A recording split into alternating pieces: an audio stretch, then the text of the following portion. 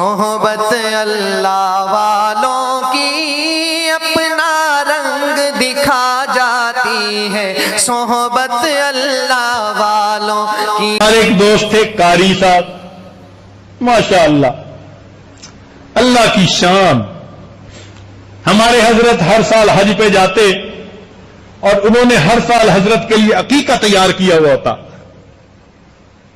ہر سال بچہ، کبھی ایک بکرا کبھی دو بکرے، ہر سال ماشاءاللہ۔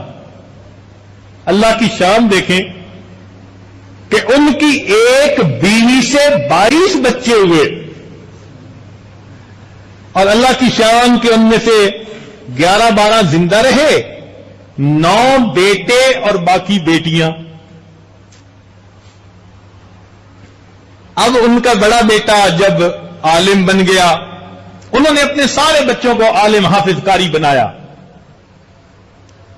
تو میں ایک دفعہ مسجد نبی میں بیٹھا تھا، یہ عاجز، ہمارے حضرت وفات پا گئے تھے، وہ قاری صاحب تشریف لائے، کہنے لگے جی آج بہت پریشان ہوں۔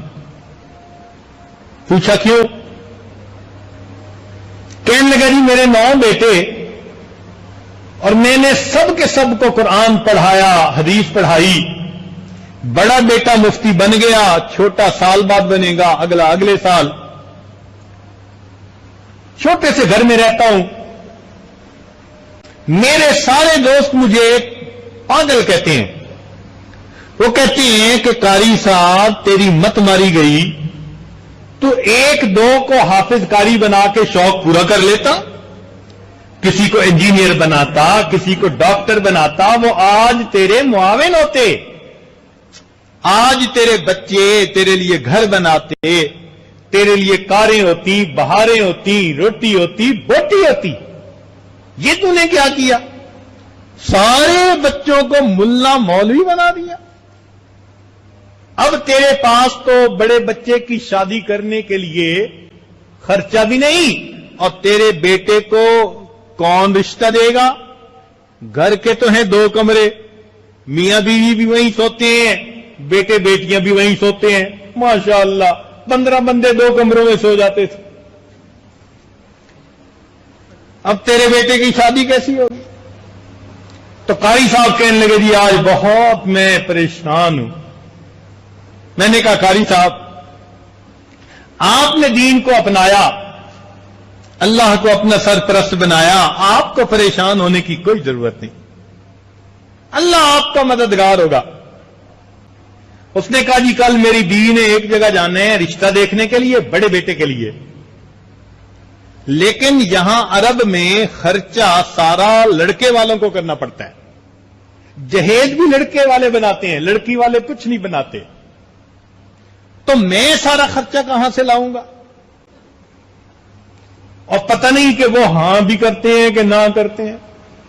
اور مجھے تو دوست کہتے ہیں کہ تمہیں تو جوتیاں چٹخانی پڑیں گی رشتہ ڈھونڈنے کے لیے۔ میں نے کہا کہ میں بڑے دربار میں جا رہا ہوں سلام پیش کرنے کے لیے، قاری صاحب میں دعا بھی کروں گا، مگر آپ اطمینان رکھیں اللہ آپ کا حامی ناصر، اللہ کے سپرد کر۔ کہنے لگے جی بہت اچھے۔ خیر ہم نے وعدے کے مطابق آگے جا کے مواج شریف پہ سلام بھی پیش کیا، دعا بھی کر دی۔ روٹین کی بات ہوتی ہے، بہت سارے دوست کہتے ہیں تو ہم فقیر ہاتھ اٹھا دیتے ہیں۔ اگلے دن عشاء کے بعد بیٹھے تھے کہ قاری صاحب ہنستے مسکراتے بڑے ڈولتے ہوئے ایک مٹھائی کا ڈبہ ہاتھ میں جھولتے ہوئے آ گئے۔ السلام علیکم۔ قاری صاحب کیا بنا؟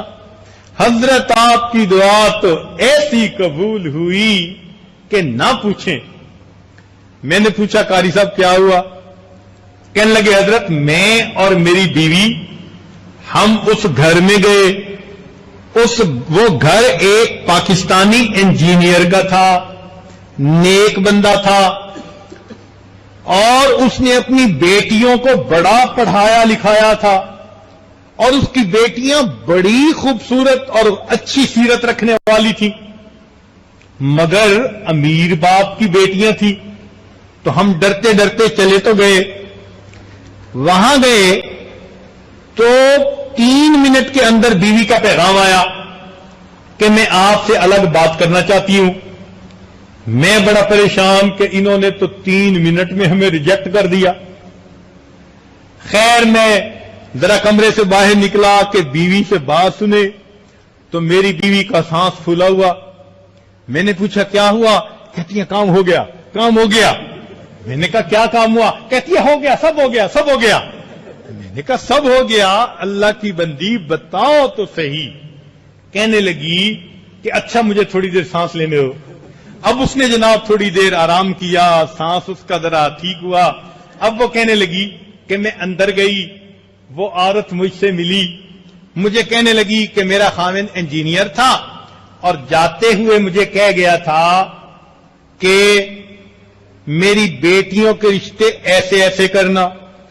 کہنے لگا میں تو حیران، اندر تو بادشاہوں جیسا نظام تھا، کیا کیا چیزیں تھیں، بڑا امیر گھرانہ نظر آتا تھا. مگر اس کی بیوی نے کہا کہ میرا خاوند دیندار تھا اور اس نے مجھے وصیت کی تھی میری بیٹیوں کی شادی کسی نیک دیندار عالم سے کرنا. تو بیوہ نے کہا کہ میں تو وصیت پر عمل کرنے کی پابند ہوں، اور اگر تیرا بیٹا عالم ہے تو میں تو اپنی بیٹی عالم کو دوں گی. کہنے لگی اتنی خوبصورت چاند جیسی وہ لڑکی، اور اس نے مجھے دکھائی اور کہا کہ میں نے رشتہ دے دیا اور کام سب کا ہو گیا.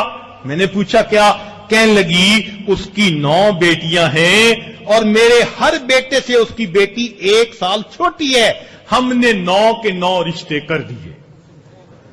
ایک گھر میں 9 رشتے ہو گئے. ہمارے بچے بڑے ہوتے جائیں گے، ہم ایک ایک کر کے شادیاں کرتے جائیں گے.